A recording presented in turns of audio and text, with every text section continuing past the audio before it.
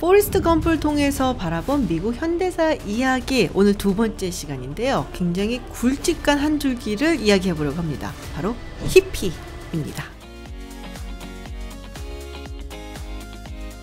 안녕하세요, 김주윤입니다. 베트남 전쟁에서 공을 세우고 들어온 포레스트에게 훈장이 수여가 되죠. 거기서 린든 B 존슨 대통령을 만나서 훈장을 수여받고, 어쩌다 보니까는 반전 운동을 하던 무리들한테 휩쓸려서 연설을 하게 되는 그런 장면이 있습니다. 그리고 거기서 자신의 평생의 사랑인 제니와 재회를 하게 되는 장면이 있어요. 이때 보니까 제니는 히피가 되어 있었고, 또 포레스트는 이렇게 말끔하게 군복을 입고 있었죠. 자, 그래서 오늘은 히피 이야기를 좀 해보려고 하는데요. 먼저 카운터 컬처에 대한 이야기를 해봐야 될 것 같아요.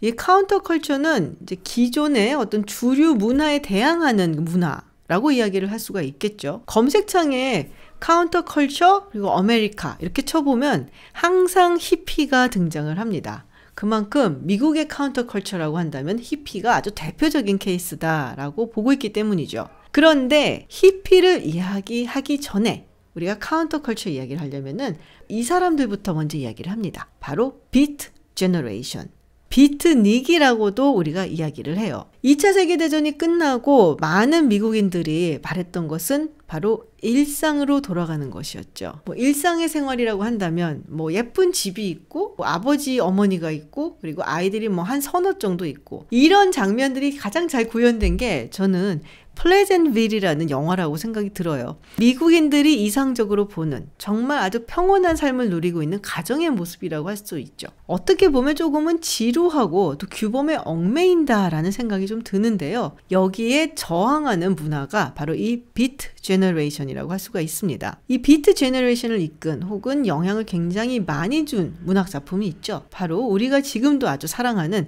셀린저의 호밀밭의 파수꾼입니다. 여러분들이 생각하신 홀든 콜필드 같은 인물은 방금 제가 설명드린 이런 가정의 모습하고는 굉장히 동떨어져 있죠. 이 홀든 같은 경우는 기성세대의 어떤 물질주의라든지 혹은 위선이라든지 이런 것에 대해서 아주 비판적이고 경멸하는 그런 모습을 보여주고 있고요. 그러면서 이 뉴욕 시내를 방황하는 그런 모습을 보여주죠. 이 소설이 50년대 중반에 나온 비트 제너레이션에 많은 영향을 줬다고 이야기들을 합니다. 본격적으로 비트 제너레이션이 시작된 것은 1950년대 중반으로 보고 있어요. 당시에 알란 긴스버그가 하울이라는 시를 발표하게 됐는데요. 형식으로 보나 내용으로 보나 굉장히 파격적이었고 무지무지하게 성품적인 인기를 끌게 됩니다. 그리고 잭 커루악이 On the Road, 길 위에서라는 작품을 내놓으면서 정말 대표적인 비트 제너레이션의 문학 작가가 되는 것이죠. 우리가 보통 1차 세계대전이 끝난 후에 인간과 사회의 환멸을 느낀 이런 젊은이들이나 문학가, 예술가들을 일컫는 말이 있죠. 바로 로스트 제너레이션입니다. 그리고 이 로스트 제너레이션을 대표하는 작가가 해밍웨이다라고 얘기를 하는데요. 그렇게 봤을 때 비트 제너레이션을 대표하는 작가는 이 잭 커루악이다 라고 이야기를 하죠. 물론 잭 커루악 외에도 알란 긴스버그라든지 루시안 카 그리고 윌리엄 버로스 같은 인물들이 바로 이 비트 제너레이션을 대표한다고 할 수 있습니다. 비트족들은 미국 사회의 물질 만능주의, 금권주의, 그리고 자본주의의 폐해를 비판을 하기도 했고요. 무엇보다도 개인의 자유를 가장 중요하다라고 여겼어요. 그래서 개인주의, 성적인 해방과 자유, 이런 이야기들도 많이 했었고요. 그리고 정부가 개인의 자유와 권리를 통제해서는 안 된다라고 비판을 했었죠. 근데 이들이 히피하고는 또 좀 달랐어요. 일단 생긴 것부터 다릅니다. 지금도 흑백 사진으로 남아있는 잭 커럭이라든지 앨런 긴스버그라든지 이런 사람들의 젊은 시절 사진들을 보면은 잘생겼어요. 그리고 아주 깔끔합니다. 그리고 이 사람들이 아무래도 작가고 또 문학 작품들을 만들어냈던 사람들이었기 때문에 굉장히 직접 수준이 좀 높은 편이었어요. 일례로 앨런 긴스버그라든지 잭 커루악, 루시안 카 같은 사람들은 모두 컬럼비아 대학교에서 만난 사람들이고요. 윌리엄 버로스 같은 경우도 하버드 출신이죠. 지적 수준도 높고 그리고 재즈 음악을 즐기고 뉴욕의 그리니치 빌리지를 다니면서 시를 읽고 문학 작품을 얘기하고, 그래서 어떻게 보면 약간 좀 아이돌 같다는 느낌도 있고요. 인싸 서클을 연상케 하고요. 하지만 정부 기구의 개인의 자유에 대한 억압을 규탄하고 또 성적인 자유와 해방을 부르짖고 그리고 소수자에 대한 어떤 존중도 외쳤다는 점에서 미국의 진보 주류를 이끄는데 톡톡히 역할을 했다라고 봐도 무리는 아닐 것 같습니다. 하지만 중요한 것은 이들이 어떤 정치적인 메시지를 던진다든지 아니면 행동에 나섰던 것은 아니라는 거예요. 그냥 그 당시에 어떤 사회 문화적인 사조였다라는 것이죠. 히피는 조금 다른 모습을 보이죠. 장발에 수염을 기르고 여성들도 뭐 긴 머리에다가 막 꽃을 꽂기도 하고 뭐 할머니 치마 같은 거 입고 그리고 여러분 잘 아시는 타이드 다이 셔츠, 막 무지개색 셔츠 뭐 이런 거를 입고 다녔고요. 비트족은 약간 무채색 옷을 즐겨 입었거든요. 그리고 비트족이 재즈 음악을 들었다면 히피는 포크 음악이나 락 음악을 들었었죠. 그리고 비트족이 정말 소수의 인싸서클 같은 성격을 가졌다면 이 히피는 그 당시 젊은이들이 정말 열광했고 유행처럼 따랐었던 좀 더 대중적인 운동이었다라고 볼 수가 있습니다. 근데 이 히피들의 옷이라든지 그림이라든지 포스터 이런 것들을 보면은 굉장히 알록달록하단 말이에요. 아주 화려하고 그러니까 환각제를 복용하고 난 다음에 보이거나 들리는 것을 뭐 형상화하고 또 작품으로 만들었기 때문에 우리가 사이키델릭 아트 혹은 뮤직 이렇게 얘기를 합니다. 그래서 히피를 얘기할 때 마약, 환각제를 빼놓고 이야기할 수가 없어요. 뭐 대마초, 마리화나 같은 것은 물론이고 이게 점점 더 강해지면서 뭐 LSD를 정말 많이 복용했다고 하죠. 그럼 이걸 왜 했냐? 무의식의 세계를 들여다보기 위함이었다라고 이야기들을 하는데요. 이게 사실은 나중에 가서는 사건 사고를 일으키는 문제가 되고 그리고 결국에는 히피가 조금 몰락하게 되는데도 일조를 하지 않았을까? 라는 생각을 합니다. 네, 60년대는 정말 많은 정치적인 아젠다가 등장했었던 시기였죠. 뭐 민권운동도 있었고요. 또 예전에 말씀드렸던 흑표당도 있었고요. 그리고 반전운동, 베트남전 이런 것들이 또 있었죠. 물론 히피 중에서도 정치적인 색깔을 가진 사람들이 있었습니다. 뭐 더 디걸스라든지 이런 무정부주의자들이 있었고요. The Trial of the Chicago 7에서 잠시 소개를 해드렸었던 EP, Youth International Party 같은 경우도 정치적인 메시지를 던지고 그리고 색깔을 가진 사람들이었지만 대체적으로 히피라고 하는 사람들은 별로 정치에 큰 관심은 없었습니다. 그래서 이런 얘기가 있거든요. Politics of No Politics라고. 이들이 주장했던 것은 인권, 평화, 환경, 반전 이런 이야기들이었거든요. 그러니까 굳이 뭐 이념적인 성향이 있었다라고 말하기는 조금 어려웠어요. 그럼에도 불구하고 왜 우리가 히피 하면은 뭔가 좀 정치적으로 느껴지는 이유는 무엇일까? 바로 이 베트남 전쟁에 반대하는 반전 운동에 참여했기 때문입니다. 히피들의 가장 좋았었던 리즈 시절이다 라고 말할 수 있는 시기는 1967년 샌프란시스코에 헤이트 스트리트 그리고 애쉬버리 스트리트이 교차가 되는 그 구역이 있어요. 그 구역에 전국에서 히피들이 모여들게 됩니다. 그래서 가까이 있었던 부에나비스타 파크라든지 골든게이트 파크에 모여서 뭐 공연도 하고 노래도 부르고 춤도 추고 그리고 당연히 마약도 하고 뭐 이러면서 그들만의 정말 힐링의 시간을 가졌었죠. 지금 우리가 사실 히피를 바라보는 시각은 그렇게 좋지는 않잖아요. 뭔가 조금 세상을 포기한 사람들 같고 뭐 이런 느낌이 있는데 사실 그 당시를 생각해 보면은 전혀 이해가 또 안 되는 것도 아니에요. 그들이 우상화하고 사랑했었던 젊은 대통령이 암살을 당하고 베트남전에서 젊은이들은 계속 죽어나가고 그 와중에도 수많은 젊은이들이 징집이 되어가고 있고 민권운동이 벌어지는 가운데 그것을 이끌었던 지도자들도 암살을 당하고 그들은 무기를 들기 시작을 했죠. 이런 암울한 상황에서 젊은이들에게 우리에게 내일은 있을까? 라는 허무주의에 빠지게 될 수밖에 없는 그런 시대적인 상황이 있지 않았나라는 생각을 또 해봅니다. 근데 처음에는 힐링을 위해서 모였다고는 하는데 아무래도 문제가 생길 수밖에 없었죠. 일단은 그 좁은 곳에 모이다 보니까 여러 가지로 위생적인 문제도 생기게 되고요. 그리고 뭐 마약을 하게 되니까 사건 사고가 끊이질 않게 되고요.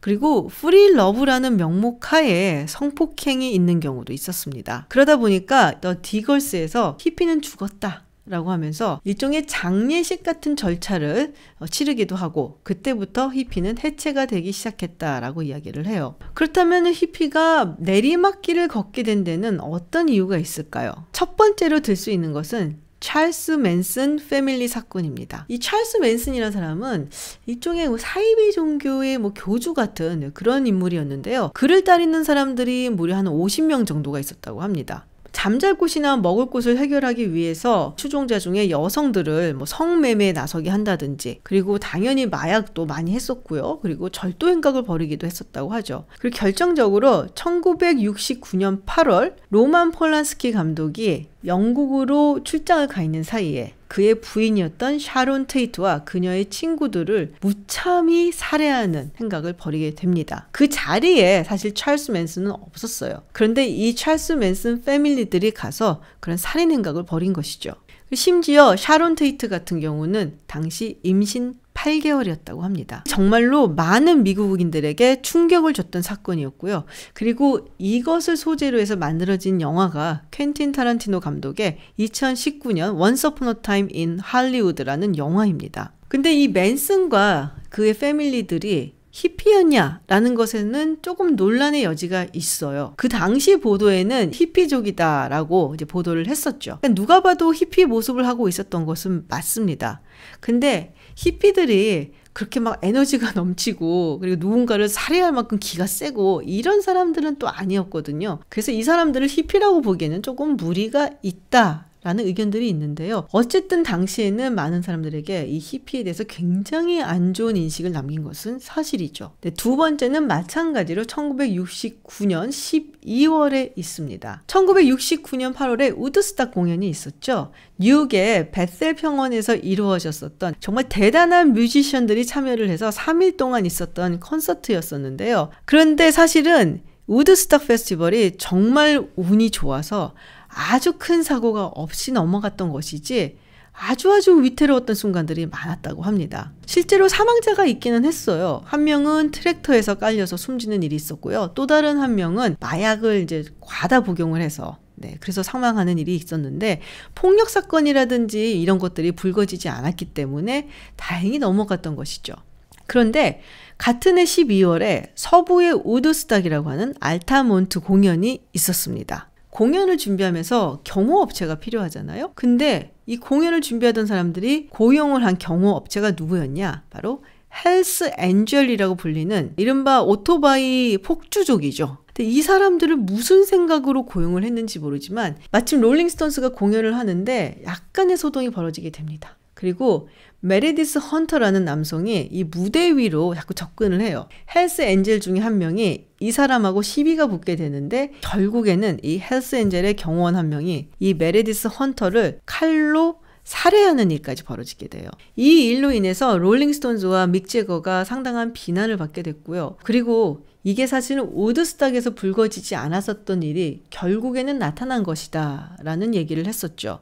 여러 가지로 히피에 대해서 안 좋은 인식들이 퍼져나가게 되고 그리고 닉슨 행정부에 들어와서는 마약과의 전쟁을 선포를 하면서 사실상 히피가 몰락하기 시작을 하는 거죠. 결정적으로 중요한 것은 1973년 미국이 베트남전에서 철수를 하면서부터입니다. 그동안 많은 관심을 보여줬었던 매스미디어가 이제 더 이상 히피에 대해서 관심을 보이지 않게 되고 점점 더 비주류가 된 것이죠. 그리고 무엇보다도 이젠 자랐잖아요. 히피 문화에 젖어있던 사람들도 이제는 주류의 세계로 돌아와서 가정을 꾸리기 시작하면서 자연스럽게 히피를 떠나게 됐습니다. 포레스트 검프에서 제니하고 포레스트가 재회를 하고 이 제니가 자신의 아지트 같은 곳에 포레스트를 데리고 오죠. 그곳에서 많은 사람들을 만나게 되는데요. 특히 이 SDS의 버클리 지부를 맡고 있다라는 웨슬리를 만나게 됩니다. 근데 이 웨슬리가 군복을 입고 있는 포레스트를 보자마자 베이비 킬러라고 이야기를 한 장면이 있죠. SDS라고 한다면 제가 예전 영상에서도 한번 설명을 드렸었는데요. Students for Democratic Society라고 해서요. 일종의 좀 좌익 성향을 가진 학생 단체라고 볼 수가 있습니다. 처음에 등장할 때에는 뭐 인권이라든지 뭐 경제적 불평등 해소 그리고 경제적 정의를 외쳤는데요.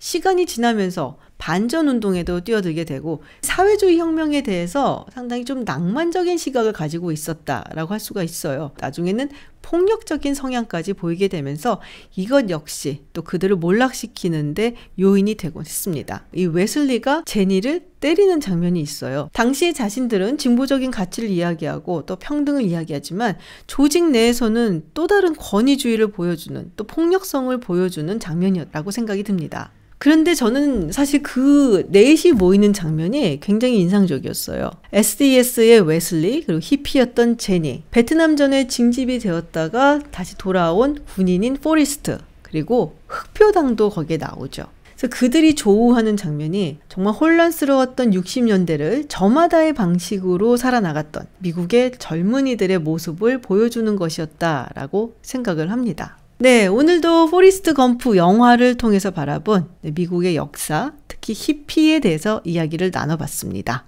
다음에 더 재밌는 내용으로 찾아뵙겠습니다. 고맙습니다.